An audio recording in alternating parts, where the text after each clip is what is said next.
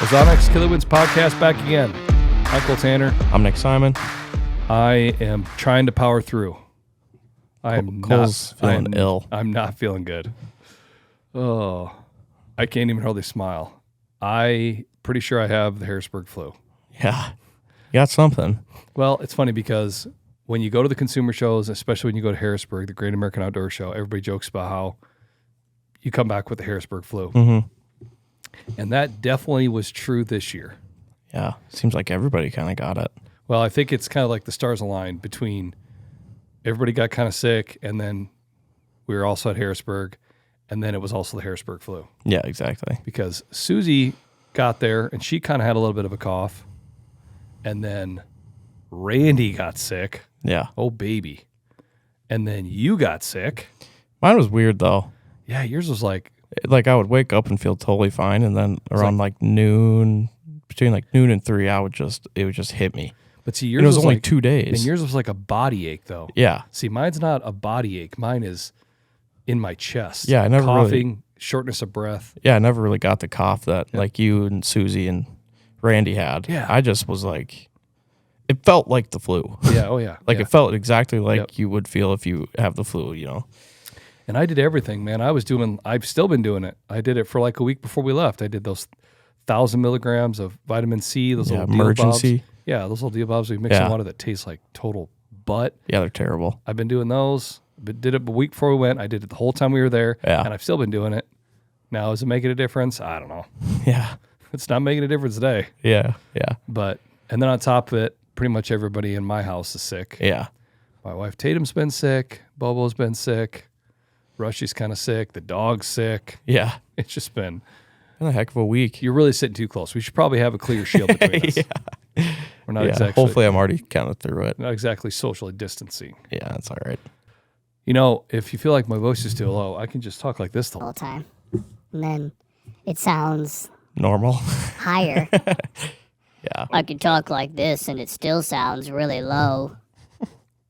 Or I can talk like this. Yeah, true. And even lower. Right. I'm going to try not to sneeze. I'm going to try not to cough. If you do, it's not a big deal. This is on subject, off subject. Oh, I feel it coming on. Sorry if you're listening and you just heard me do that sniffle. What do you call this thing? Cough drop? Yeah, that's what I call it too. Randy Stoppenhagen from Idaho doesn't call this a cough drop. He calls it a throat lozenge. It's kind of weird. I've never heard it called that. Or just a lozenge. Is that a lozenge or a lozenge? Lozenge. I never heard him say it that way. Lozenge. I don't even know what that. I don't even know what that is. This to me is a cough drop. Yeah, that's a cough drop. Yep, a cough drop. I think even if you look at the package, it probably says Hall's cough drop. Yeah, but he calls it a lozenge or a throat lozenge. That's funny. Or if he's talking about many cough drops, he calls them lozenges. Yeah, I've never heard that. It's always just neither. been a cough drop. So if you're listening, what do you call it? You call it a cough drop? You call it a throat lozenge or lozenge or lozenges. I don't even know what that means. Is that word even in the dictionary? I mean, it's got to be. Lozenge? Randy's using it. I guess. So we're going to talk about a couple things today. Sorry I got off subject there, explaining that I'm not feeling good. We're going to do a little show recap, talk about the Harrisburg show. Then we're going to talk about... Do you want to do the mystery topic after the recap? Yeah, let's do it. Well, Cole's got a mystery topic that I don't know about, so I think you decide where it would fit in best. Okay. We'll do the mystery. I don't know yet. Okay. But we have a mystery topic that I know about that Nick doesn't. And then we're going to talk about modes of transportation. Yeah. Nick, if you listened last week for the 5 people, Nick made a big purchase. Yeah. Got an electric bike. Yep. So that guy's thinking about just different modes of transportation. I've been fortunate and lucky in the past to go on lots of different hunts in different places. And that's one thing I've noticed over the course of time is in different hunts is everybody uses different things to get around. Well, yeah, I mean, we saw it this year. Yeah. And it's really crazy when you think about across North America, how people get around. Yeah. And we're just going to talk about some of that. Yeah. Some of the disadvantages, advantages, disadvantages, and just kind of shed light on some of that stuff. Yeah. So those are the 3 topics. So, show recap. Show was good. like I said, Yeah. everybody had, like we talked about a minute ago, everybody had a bout of being sick. Yep. Susie was out for a couple days. Randy was out for a day. That made it a little tougher. Yeah. And then you were on and off sick. Yeah. So that was kind of tricky. But no, it was a really good show. Like we talked about before, Harrisburg is just one of those things where people come from so many different states. Mm-hmm. You've got you've got Pennsylvania, New York, New Jersey, West Virginia, Ohio. Did I say New York? Maryland, You've got New Maine, Jersey. New Jersey. It's just crazy. They come from all over the dang place. Ohio. I don't know if you said that. But yeah, it's pretty insane how far people come Yeah. to go to that show. Even we were talking, like my buddy Alec, he's from Northwest Pennsylvania, right? The Lake Erie area. And so, yeah, it's just really, really neat. And we had some awesome conversation. Yeah. Yeah, it was really cool. Kind of the reason I'm there is to film and try and get some testimonials, like natural stuff. And, during the week, it's kind of hard to like realize kind of what you got and, remember those conversations because a lot of times they happen really quick and you can get kind of a flurry of them. And so, since I've been back in office the last couple of days, I've been going through and cutting them up and, just kind of divvying them up and getting the real good parts out of them. And it was really cool. Yeah. I mean, it just, you don't realize how much you really have and like all the good things people say. And so that's been really fun since I've been back in office, kind of going through all that again. Yep, absolutely. So yeah, it's been good. Did we talk about last week about how the guy we tricked? Yeah. That realized he was Yeah, we being did. tricked? Yeah. I mean, we try to trick everybody. Yeah. Seems like everybody just is way more natural when you trick them. Yeah, it seems like it's easier when we try to trick people. Yeah, definitely. Trick people and not trick people like, haha. Yeah. Like it's like trick meaning more- have them not realize they're being recorded. It's Yeah, like it's more- it's like candid camera basically. Yeah, exactly. Yep, It's yep. like you're just kind of secretly doing it kind of. Yeah, works out pretty good. So Yeah. we might have exposed the little secret. We might have a harder time at Iowa. That'll be all right. I think it'd be all right. But yeah, no, it was good. Like I said, it was an awesome show. Sold a bunch of Ozonics stuff, which is good. Had a bunch of great conversations. Saw a bunch of people that we see, at the show circuit. I felt like the Great American Outdoor Show in general, though, it was definitely felt like the attendance was down. Yeah. It didn't seem near as busy. Like I said, this is the 6th time that I've done Harrisburg. That's crazy. 2018, 19, 20, 22, 23, 24, because we took off 2021 when COVID hit because Yeah. they canceled it. Yep. But yeah, I've done it for 6 years, and this definitely felt like the smallest crowd. Yeah. Now, granted, let it be noted that there wasn't, man, I don't know if you looked at the weather, but that snow that came to Pennsylvania, they got pounded. Oh, really? They were saying like 5 to 8. Susie was showing me like there was places that got like 11 to a foot. Dang. Yeah, they got pounded. Huh. They hadn't had measurable snow in Pennsylvania for like 300 some days. Jeez. Or in the Harrisburg area, measurable snow. Yeah. And now they got pounded. And they got pounded a little bit before that, but it all melted. Yeah. But the entire time we were there, it was mid 40s to 50s, Perfect. sunny or cloudy. It was perfect shed hunting weather, perfect yard work weather. Yeah. We always kind of joke about the best weather for the consumer shows is rainy, snowy, cold. Yeah. And you would think that those things would keep people away, but it keeps people indoors. Yeah. They're willing to drive through it, unless it's like a blizzard. Yeah. But yeah, I mean, when I looked at the 10-day going into it, I'm like, God, man, this is going to be a little tricky. Yeah. Because when you have that nice of weather, I just think people just go, man, I really want to get some yard work done. I really want to go out and Take advantage of it. I'm going to do whatever I'm trying to do on my piece of hunting ground. Yeah. So I think it makes it tougher that way. Yeah, without a doubt. But yeah, no, I mean, and it was crazy. Donald Trump was there on Friday of what would have been the 7th day of the show. Yep. That was pretty crazy to see all the Secret Service and what that entailed. And then obviously he was there on the NRA invited him and he talked about that. And then they had that broadcasting over the intercom. That's awesome. During the show. He was supposed to be there. The rally was supposed to go from like 5 to 7, but he didn't even get there until like 6:30. Yeah. And they had people lining up to go into that. And I think we talked about that on the last one, but Yeah, it was we did. unbelievable. But How long people stood in line. Yep. And how many people and just the overall energy of the day. Oh yeah. Was definitely different. You could feel it as like Tuesday, Wednesday, Thursday, people were talking about it. Yeah. And then on Friday, it was you could just feel the difference. Yeah, it and was- see the people walking around. And then and that's the funny thing, even about like Saturday. Saturday, they have a country concert there. Yeah, same exact thing. Yeah, yeah. All of a sudden, the whole week, you don't see cowboy hats and cowboy boots. And, but then Saturday came around, and that's what you see a lot of is guys walking around with cowboy hats, girls walking around in cowgirl boots and stuff. Yeah. Saw a lot more of that. Yeah. Yeah, and like we said, same thing. It's just like a little different energy. Yeah. People are getting excited, but yeah, it was cool. That was my second time doing Harrisburg, and I didn't really realize the difference, honestly. Oh, really? Just because I think last year it was like the first thing I did, and I was pretty nervous. You know what I mean? And you only did a couple days last year. Yeah, I think I got there on Monday. Then you left like Friday. No, I left Sunday. Oh, you did? Mm-hmm. It was the night that you guys, it was like noon before you guys packed up, and Oh. because I remember you and Randy calling me from the restaurant that night after you got all packed up. Yep. Yeah, and like I said, teardown went pretty smooth. And the biggest thing that is always a roll of the dice is traveling. It's always just so tricky when you're out on the road. You Yeah. hope that it's going to be nice weather. We were very fortunate. We had nice weather on the way there, and we Yeah. had really nice weather on the way back. Like I said, there was a snowstorm coming into Pennsylvania. Yeah. I was really coming. So when I heard about that, I was like, crap.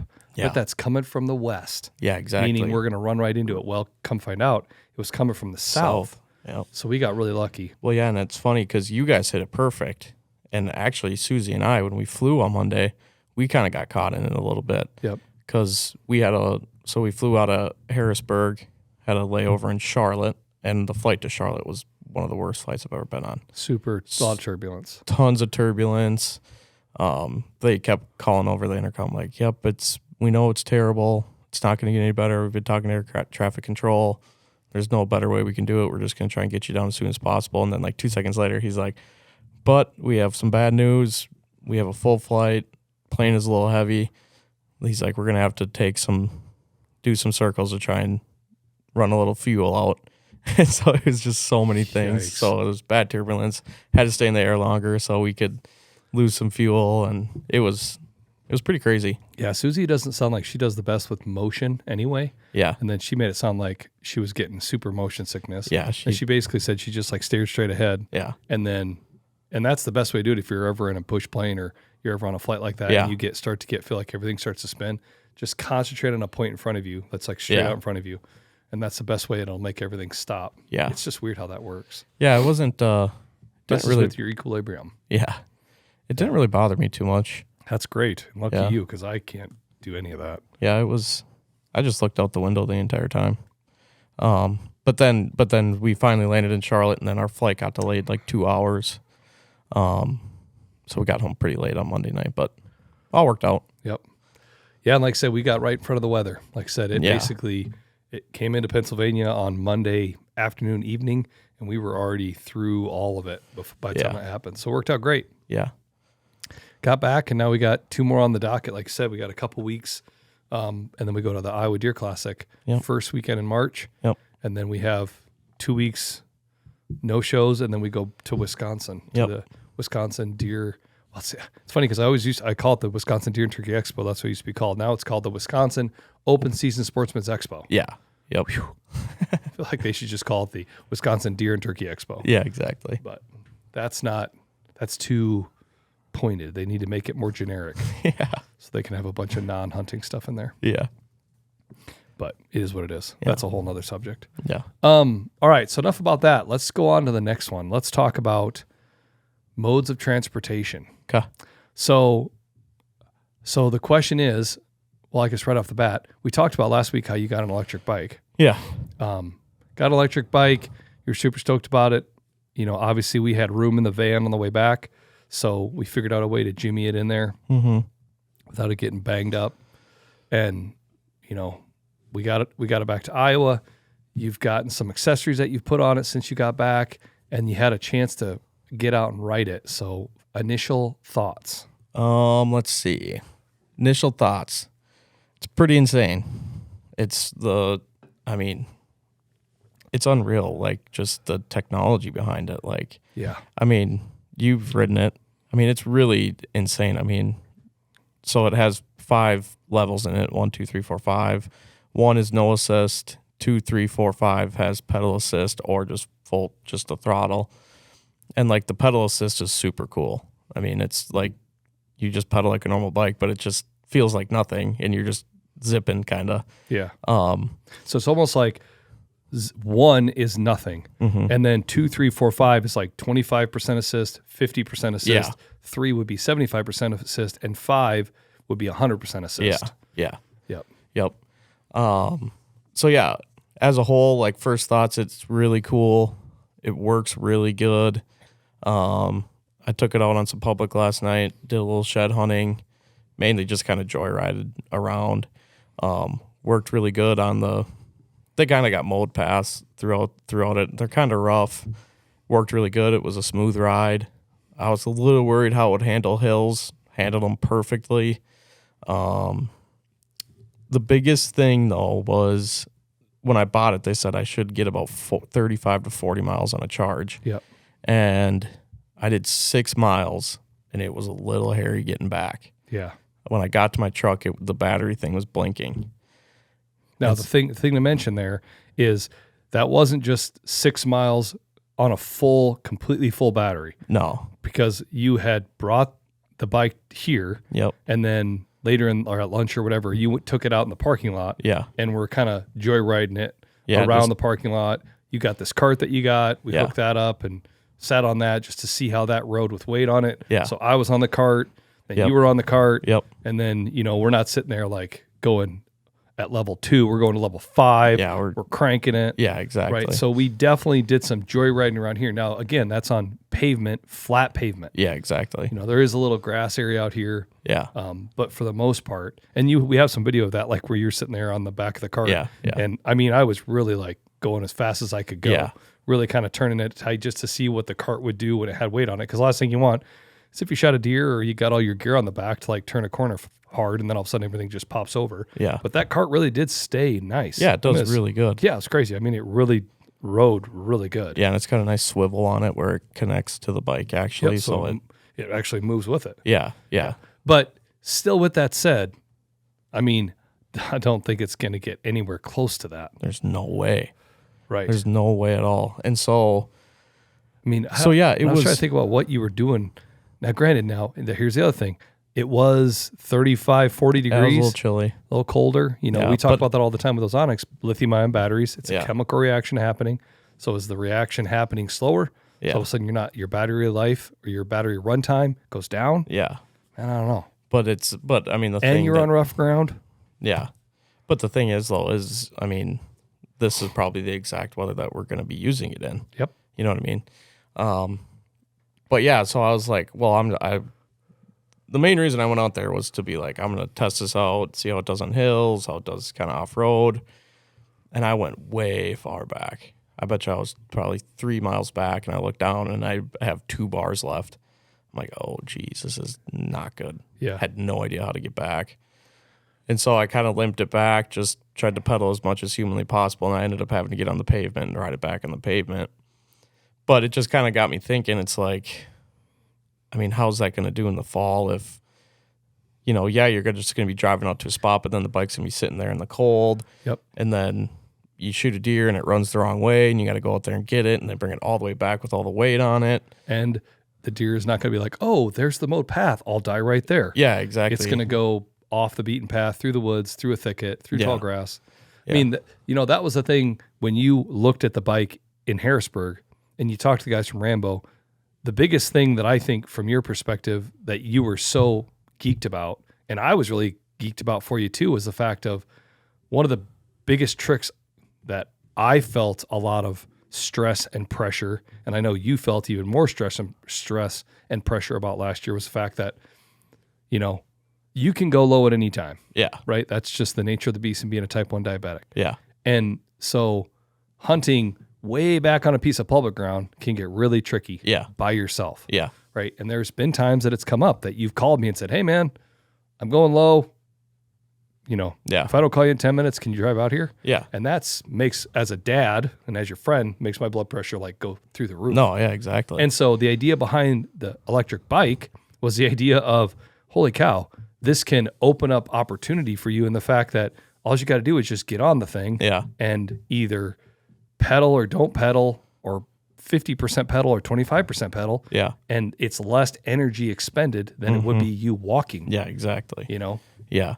And I think the thing that you thought too is like, oh, well, if I were out here and I went low, I can put it on 5 and just, we keep calling it the gas. Yeah. Hit the throttle and just it'll just take me back to my truck. Yeah, exactly. And it does do that. Yeah. But there's a big but in there. Yeah.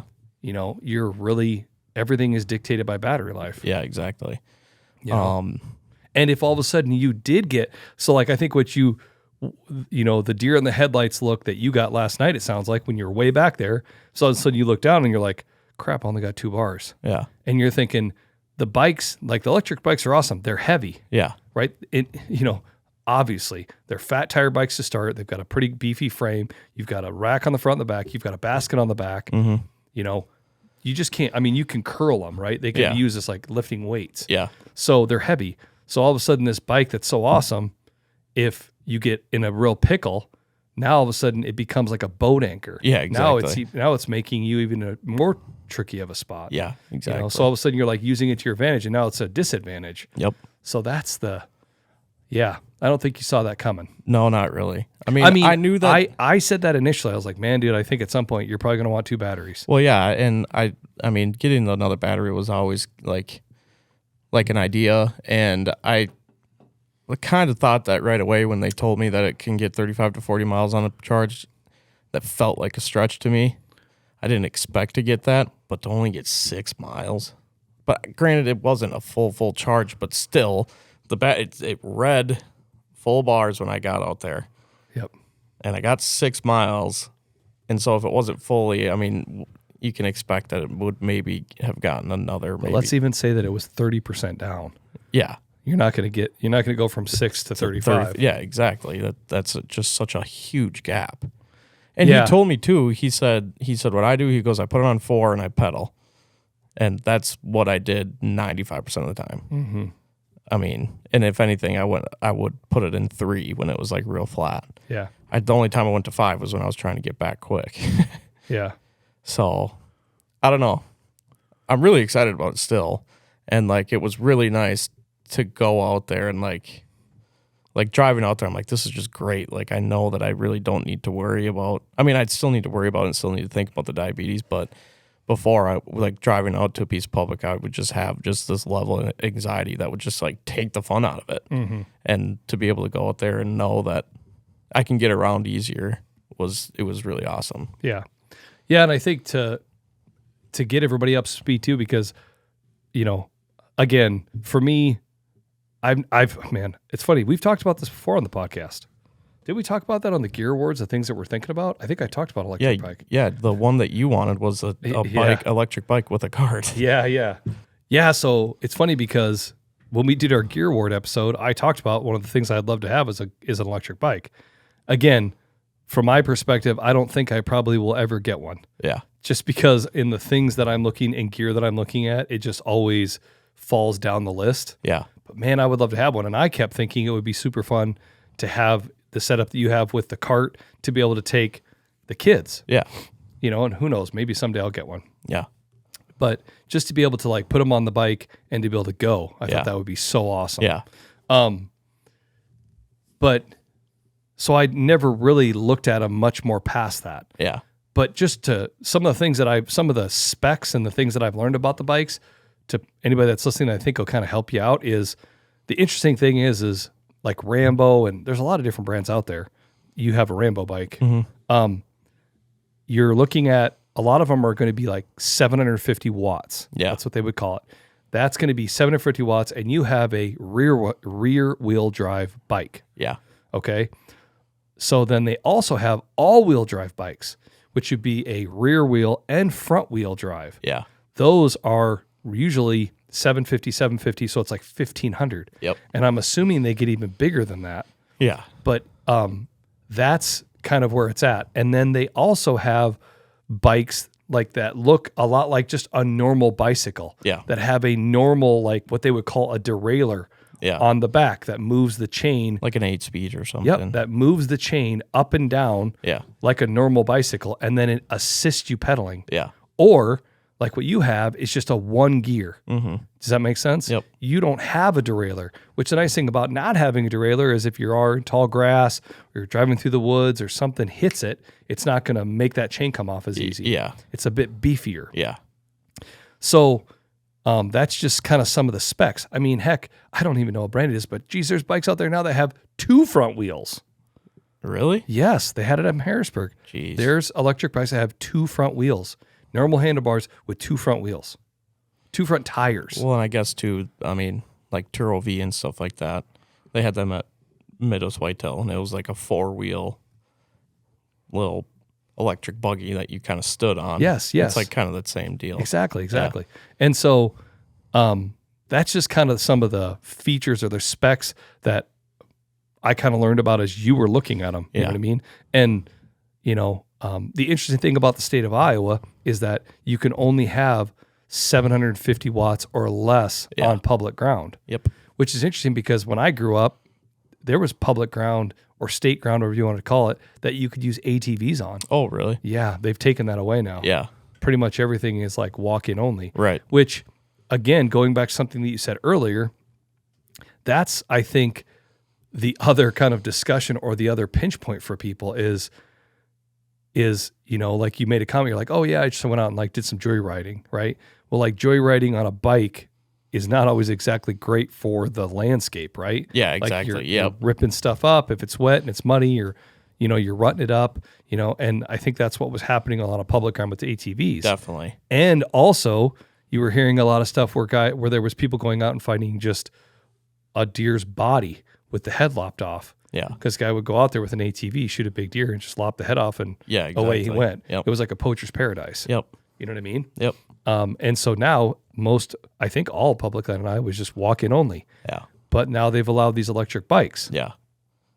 But like we were even talking, say that you got the all-wheel drive bike, and that's 750, but you can only have a 750 on public land. So then I know you can either run it in all-wheel drive or you can run it rear wheel. Yeah. So then do you just do that if you're on public ground? You just have to just run it only in rear wheel? Yeah.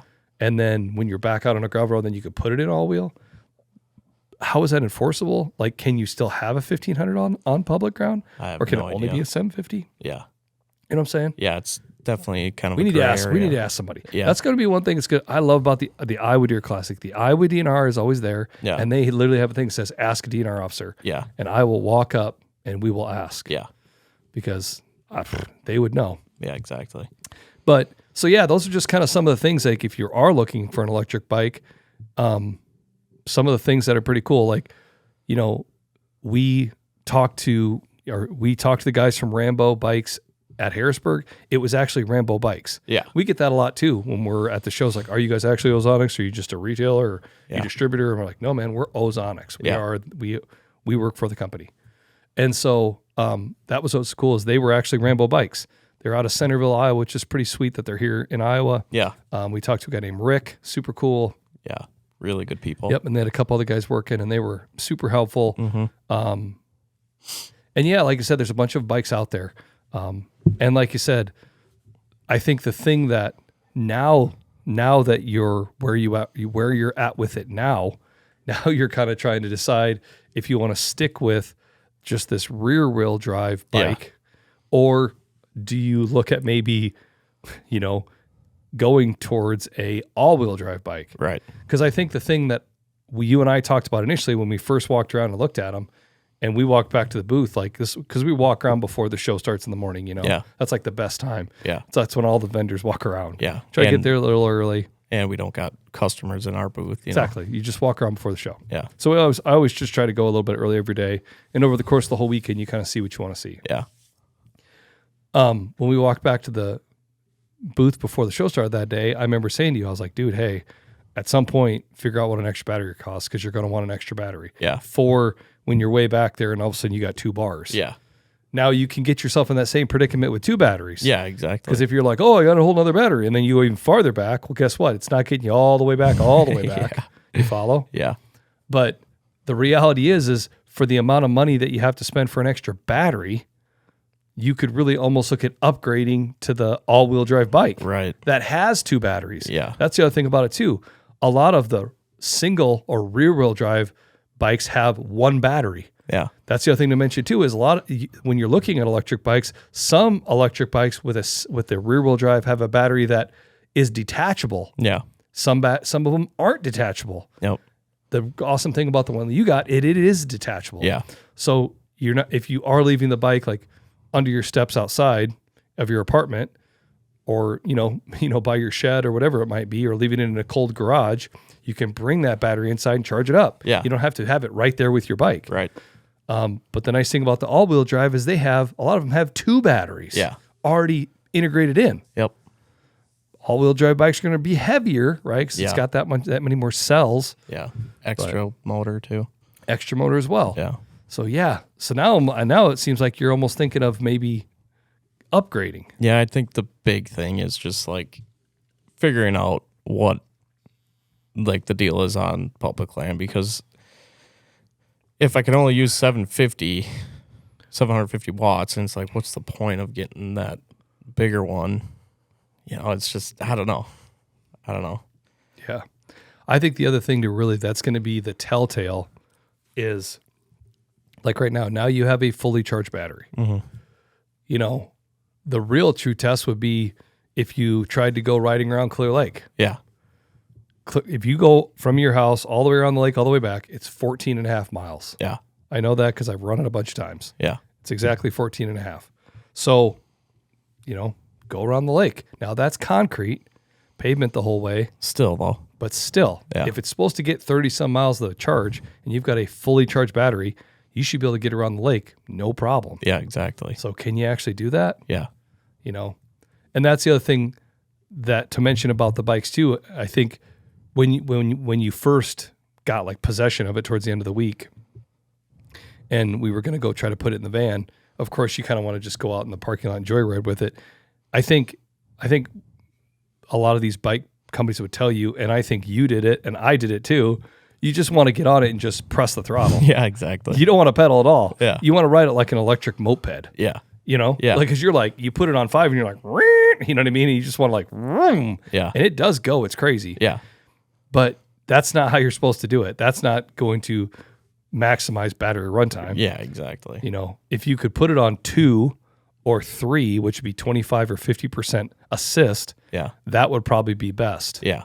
That Yep. would probably help your runtime. Yeah, without a doubt. So yeah, it's going to be interesting to see what you get for runtime these next few weeks. Yeah, just keep on trying it out and whatnot. But yeah, I don't know. As a whole, I'm still really happy with it. Really excited about it. I mean, it's all cool. Like the cart is sweet. Yeah. I mean, I think Yeah, that's that gonna Rambo be, bike cart. yeah, that thing is awesome. Yep, So, it's got this like black netting that's like pop riveted to the frame of it. yeah, It's got the front of it folds on itself, so Mm-hmm. it can take up less space, and then it's got like a steel bar that pulls out and goes through the frame, so it opens it up and keeps it that way. yeah, It's pretty sweet. Yeah, to be able to and see, like I said, that's what really interests me. But then I'll tell you what really got my wheels turning too was they have kids electric bikes now. yeah, yep. I was seeing that. I'm like, man, that would be fun. Yeah. If I had an electric bike and then like Jet had an electric bike, Yeah. but then I'd have to end up having 4 electric bikes. Yeah, Because exactly. if one got one and the rest of them didn't have one, gosh, yeah, it'd be, that wouldn't work. yeah, And it's interesting too, even like we've had such a warm year. yeah, And even last fall, like in Clear Lake, a lot of people ride around the lake. A Yeah. lot of people run, a lot of people walk, a lot of people ride their bikes. You see a lot of electric yeah. We bikes saw now. them all the time last year. Yeah. Yeah. I mean, the days of buying a normal just bicycle, that seems like those days are gone. Yeah, I wouldn't say all the bikes that we saw, but I would say 75% of the bikes probably. are electric bikes. Yeah, especially like older people, kind of. And I think- it almost, and you can pick them out in a crowd so fast because it looks like when you're on the flat walk escalator type things at the airport, Yeah, seriously. because you're walking this slow, but you're just like, vroom, Yeah. you know, and you see people like barely pedaling and they're going like 20 miles an hour. You're Yeah. like, bip, yep, you know, and they're like, yeah, this is awesome. Yeah. And it is awesome. Yeah. Definitely. But yeah, they really, really cook. Yeah. Yeah. They're pretty cool. And how fast did he say, like, or what was the max speed of the one that you have? It's about 20 miles an hour. 20 miles an hour. Yeah. Yeah. Yeah. But But yeah, on my little adventure. wow, look at that. Found this old boy. First shed I've ever found. Isn't that something? Yep. Old shed for sure, but Yeah, it's definitely old. it's probably a 150 now. It's funny because the reason that nobody found it is because it was laying there like this. No, it was laying there like It was this. laying like that, but it was buried in there. Yeah, it was buried in the dirt. It looked real like it bad. got ran over about 50 times. but Yeah, probably by tractors from the DNR and everybody else. Yeah. And then finally it just popped up. Yep. But yeah, so that was kind of cool. That is funny. Yeah, you called me and FaceTime me, and I was in the middle of trying to make supper while I'm sick. And then Jet, you know, he wants to like help cut everything and Yeah. put seasoning on stuff. And when he puts seasoning on stuff, it's not like, you know, I'm trying to teach him how to like sprinkle it. He just like, and you're like, oh, geez, man. But yeah, no, that's pretty cool. Yep. It's fun to find them. And like I said, we've talked about this before, that there was that study Yeah. where they were like in a deer pen and they couldn't find them. Yeah. It just goes to show you how hard they are to come by. Oh, yeah. And when you see people on social media that are like finding all their buck sheds every year, that's pretty amazing Yeah. because it seems like they're pretty hard to find. Yeah. Some people have all the luck. I definitely don't. This actually really segues into what I was going to talk about next. Ironically, All right. I saw a thing on social media and I didn't know this is a thing. I Googled it and here come find out it's been a thing for a while. People have tried to use water displacement. This is the topic. They've used water displacement to measure deer antlers. Yes. So Yes. basically, you would take. So interestingly, where I think there's kind of loopholes in the idea or the method is, and we can actually put the video up right here. I saw it on TikTok like last night. I'm sitting there, everybody's in bed, and I'm just scrolling through my phone. Yeah. And it was a roe deer, which are indigenous to like Europe. Okay. And he had a roe deer head that he had on this piece of string, just balanced perfect. And he was lowering it into this deal of water. And then you could see a scale there that was measuring the displacement of the water. Yes. So the cool thing about it is right off the bat, you hear a lot of people talk about or complain about. And here's the thing: there's no perfect way of scoring deer, Yeah. right? Like, and the reality is they've been like Pope and Young has been scoring deer for how many decades, and then Boone and Crockett and SCI, Yep. and now it's never going to change, just for the fact that there's already such a record Yeah.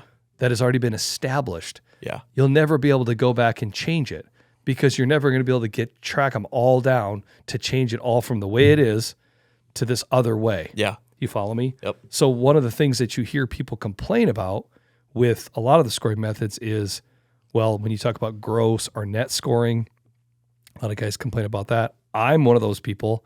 I'm the type of person that if you grow it, you get it, Yeah. right? Gross number. Yes. Who cares about net? Yeah. Oh, it's not symmetrical. It's Yeah. off by 3 inches on the right. Yeah, I'm Who the same. cares about that? I'm the same way too. They grow it, they get it. Yeah. Let's just gross number. Yep. Let's just go with that.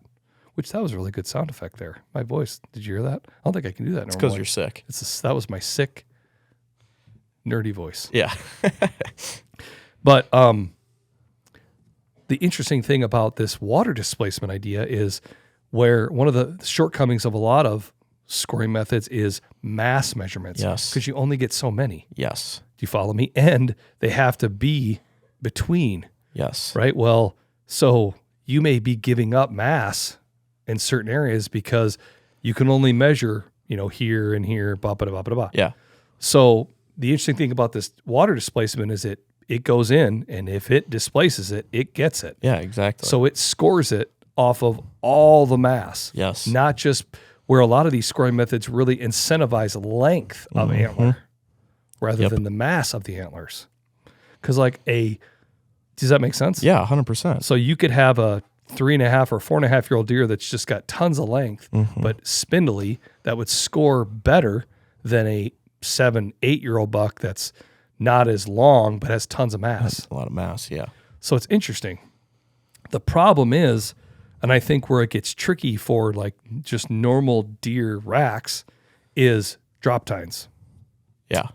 Because you see on that video when they drop that roe deer in, the deer's antlers are going up like this. Well, all of a sudden, if you have a drop tine going way down here, how are you going to get that in the water? Yeah, exactly. Do you follow me? Yeah. But interestingly, I'm really surprised that shed antlers Yeah, exactly. aren't measured with displacement. Yeah. For example, and I think shed antler hunting, we'll see it at the Iowa Deer Classic, and I wish I knew what it was called. But there's a couple organizations, or I know at least one for sure. Yeah. That's a shed hunting organization that's out there to score sheds. Do you follow me? Yeah. And you can put them in this shed antler book. Yeah. So my thought is why wouldn't you do water displacement for shed antlers? Because now, granted, some of them break their pedestal off deeper, some of them break it off shallower. Yeah. But fine, you know what I mean? Yeah. But I feel like that would be a great way to give you length, to give you mass, and you literally would just get it just under the water, Yeah. Yep. And if you had it on a string, you could figure out what the string water displacement is and subtract that off to make it exact, but just drop the whole shed in there. Yeah. You follow? No, 100%. Yeah, I've actually seen videos on that before. Yeah. Yeah. It's super interesting. Yeah, it's really interesting. So yeah, I saw that. I was like, huh. Like, Yeah. why hasn't anybody done that? And like, I just Googled it last night. I say going like this. I was like, I was Googling it on my phone, and I saw forums back all the way as like 2010 Oh, yeah. of people talking about water displacement. Yeah. Yeah. No, yeah. And like you said, too, I think it would be kind of hard to do that with, a rack on a head. But for sheds, I think it could be a good way to do it. Yeah. So, yeah, I just thought that was pretty interesting. And like I said, Yeah, it is. We'll put that video up here. Yeah, send it to me. It's pretty neat. You want to see it right now? I'll get your reaction. Sure. Hold on a second. Let me find it here. Let me do a little clicking around here. I'm so thirsty right Little button pushing here. I just said bushing. I don't even know what that means. Little bushing button. Oh, it was on. Sorry, I misspoke. It wasn't on TikTok. It was on Insty. I was on Insty, not on TikTok. Insty. Okay. I have collections of things that I save. Here you go. See how he's got that on there? Yep. So see, he lowers it down. And then obviously he's got to really watch to make sure he's got just the antlers. Interesting. Yeah. Yep. And then whatever cool. whatever the water displaces. Yeah. But man, those, the tanks of water could get big. Imagine if you're trying to do like a moose paddle Yeah, exactly. or an elk, Caribou. anything just big, Yeah. But where I think that could really be, and then the other thing is like, you could think about like how much that could help, like sheep. Think about like Rocky Mountain bighorn sheep, desert bighorn sheep that just got huge, thick antlers. To be able to measure them that way, Yeah, be exactly. really interesting. Yeah, I think it's definitely more of a precise way to score and or measure antlers, I think. Yeah. So I don't know. I thought that was pretty interesting. I never heard of that before. Yeah. And I saw that and I was like, huh, now isn't that something? Yeah. Yeah, it's very interesting. There you go. You found a shed. Yep. You got one. Yep. Good one, too. Real good one. I think that this is that double main beam buck. Probably. You can tell that he's starting to grow here. Yeah. I'll tell you what, I've seen things and I've talked about doing this. Have you ever seen where people have taken old sun-faded antlers and made them look real again and like brand new? What do they do, paint them? Well, they do multiple things. They take Elmer's glue and they fill in all the holes, all the cracks, and then they use a certain type of stain. Oh, And they basically, you kind of paint on the stain and where you want it, and you make them look. I've seen it where they take an old sun faded. There's a lot of out west. That's what happens. Yeah. If you don't find them that first year, but the next year, they look all like this. yeah. They just get sun faded Like so a fast. bright white, real brittle, and Yeah, super bright white. yeah. And so, yeah, and then they fill in all the cracks, and then they paint them with the stain, and they look brand new. Right. Looks pretty cool. Yeah, definitely. I've always said I was going to do that to I never have. Oh, But yeah, this old girl's gonna have a forever spot on my mantle. So yep. Mantle that you don't have, but you're going to put it somewhere. yep, Put it by your TV. yep. There On you your go. TV stand. Yep. You know what's funny is I have a bunch of sheds on my mantle, and it was getting to the point where Jet was always wanting to play with them and pull them down, and then they were falling. So I actually moved them all off the mantle. I've only kept a few of them, and I put a bunch of them in the garage. Yeah. Yeah, they're cool. They're cool to have around. I would love to find some more. You know, I haven't found a ton of sheds, but the ones I found have been they're pretty cool. It's one of those things where you remember where you were. You remember. Yeah, exactly. Yeah. Yep. I'm the first shed I ever found when I was in high school, down by Belmont. I know exactly the spot. Yeah. Walking along, I'm like, hey, look at there. Yep. But you know what? There was a whole thing we were going to talk about with the bikes that we didn't even cover. Okay. We were going to talk about other modes of transportation. Oh yeah. We completely skipped that. We can go back. Yep. Hey, we talked about water displacement. Let's move on. Yep. So the interesting thing is the other thing we were going to just kind of talk about here is the different modes of transportation that people use. Yeah. It's interesting because I've been fortunate to do some different types of hunting in different places, and I feel like over the years I've noticed you see everybody kind of using different things. Yeah. You know, for example, in Iowa, you know, it seems like you're just driving your truck, you know what I mean? Just a lot of times using a truck, but then ATVs have gotten super popular. Side-by-sides have gotten super Yeah. popular. Yep. But I feel like we've seen this surge in the last probably 5-10 years of electric bikes Yeah. becoming more popular. The nice thing about those electric bikes is they're so dang quiet. Quiet. No exhaust smell to them. No exhaust smell. You're leaving very little scent except for there's the tire rolling on the ground. Yeah. You can get in and get out pretty fast, pretty quiet. So that's awesome. But it's interesting when you look at other parts of the country, they use similar things but very different. So you see a lot of people use what we just described all throughout the Midwest, Yeah. you know.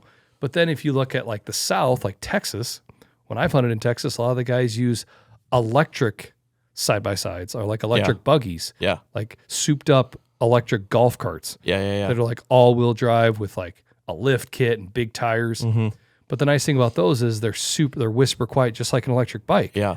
And you can, because again, if you're using a gas side-by-side and you get into certain spots, you're just going to booger everything out of there. Yeah, So exactly. those electric cars, I mean, they just whisper right along. Right. But then if you go from Texas and you start to go more to the west and you hit, you know, New Mexico and Arizona, Mm-hmm. then a lot of guys kind of get away from the electric carts because that just country gets so rough and rocky and up and down Yep. that a lot of guys go back to those gas-powered side-by-sides. Right. And then they really lean on all-wheel drive side-by-sides. Yeah.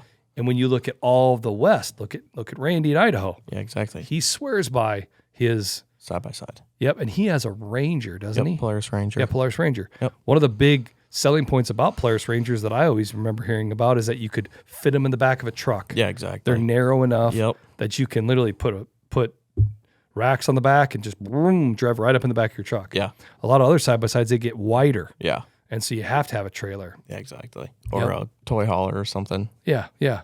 So, you know, when I was in Colorado, we had side-by-sides, but then we also just used our trucks a lot of times. Yeah. Where we were at, it's conducive. There's a lot of roads, so we could get out on the roads. Yeah, exactly. So a lot of oil roads and stuff that the oil gas guys were checking. Yep. So we would be we just use our trucks. Yeah, like we saw in Montana too. Yeah, absolutely. They pretty much rely on trucks. Yeah. Yep. And then, it's funny when you go, so we've kind of covered most of the Midwest, and then you look at Texas, and then when I've hunted down in Florida and like Georgia and places like that, it was like 50-50. It was like trucks, and then some people had gas-powered side-by-sides or electric side-by-sides. Again, nice thing about it because they're quiet. Yep. We've talked about the Southwest. We've talked about all the West. When I've hunted California, that was a lot of just driving in trucks, Yeah. And when I hunted in Florida, it was driving in trucks too. But then when you look, one of the things that we don't see in the Midwest very much, but they had them at Harrisburg, actually. So obviously they're selling some to somebody up in that country, which makes sense because there's just a lot of river systems through there. Yeah. Is Argos. Yeah.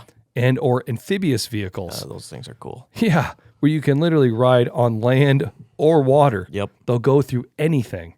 And you see Argo kind of really got famous or I shouldn't say they really got famous. Where I first saw them as a young person was watching Jim Shockey. Yeah, 100%. Same. You saw Jim Shockey. Yep. I remember being like, what the heck is that thing? Yeah. Seeing these 6 wheels and this crazy handlebar thing. Almost looked like kind of like just like normal bicycle handlebars. Yeah. But then it was controlling this and it would go through anything, and they had winches on them. And yeah, they're sweet. Yeah, and those have gotten really popular across Canada. Mm-hmm. If you're in the Yukon and you're in real bush country where it's just rough. Yeah. Those things will go through just about anything. Oh, yeah. Yeah, they're cool. Yeah. But then when you look at Alaska, it completely flips on its head, right? And it looks like Alaska in some ways can be a lot like parts of Idaho, parts of Utah, parts of Colorado, on national forests especially. A lot of guys count on these same types of things. But then all of a sudden Alaska, it's bush plains, it's horses, or it's on walking. Foot. Yeah. When I go to Alaska, the mode of transportation is your feet. Yeah. I Exactly. mean, it's crazy how if you want to get somewhere, you got to walk. Yeah. And so, with a backpack on, but then, like you said, also some people are fortunate enough to be able to ride horses, and man, it's awesome when horses can take you where you want to go. Right. Sometimes horses can be really smart. Sometimes they can be really stupid. Right. Like, you're either a fight or a flight animal, and horses are a flight, right? When they're scared, they don't care what they got to do. They are out. going to run. Yeah. They are going to buck you off, and they are going to not care what happens or what they destroy. They're going. Yep. Which is what I don't like about horses. Yeah. But I like riding horses. Yeah. Like I said, I've gotten to, and not only just like, Utah or Idaho or Colorado, but I've ridden horses in Arizona, you know? And that's really rough country where you can't even get a side-by-side on some of that stuff. Yeah. Where it's just small trails, and just country that doesn't have any roads. Yeah. So, yeah, it's pretty interesting just to think about all these different modes of transportation that we use to get around. Yeah. And how it's really kind of specific to the location or the topography and just the landscape. Yeah, without a doubt. Yeah, it's pretty cool. And it's cool, too, how it differs throughout the country, too. Yeah. Yeah. It's pretty awesome. Yeah. So. Yeah, it is pretty cool, like I said. And I'm excited to see, like I said, how this bike helps you as you move into as we're going through the spring and shed antler hunting and then turkey hunting and then into the fall. I think it's going to be a game changer for you. I think so too. And all the stuff about the battery and stuff like that, I think it's all just a huge learning curve, just like everything else. Yep. I'm sure that, if I end up staying with this one, I'll figure out what I need to do, whether that be get a new battery, how I should be running it. Just get another battery. Yeah, exactly. Yep. And I think I'll be able to figure it out, and I think it's going to be just fine. And I'm super excited about it. Yeah, like I said, I think, it definitely can help you get where you need to go. Yeah, definitely. Yeah, so. Definitely. Well, I say we wrap it up. Yeah. Ozonics Killerwinds podcast, another one in the books. I don't even know what episode this is. 42. Episode 42. Holy cow, we're in the 40s now. Yep. Been in the 40s for a while. 2 weeks. 3 weeks. 3 weeks. 40, 41, 42. Yep. 3 weeks now. 40 episodes. It's awesome. Let's wrap it up. Yep. That's it. See you next week.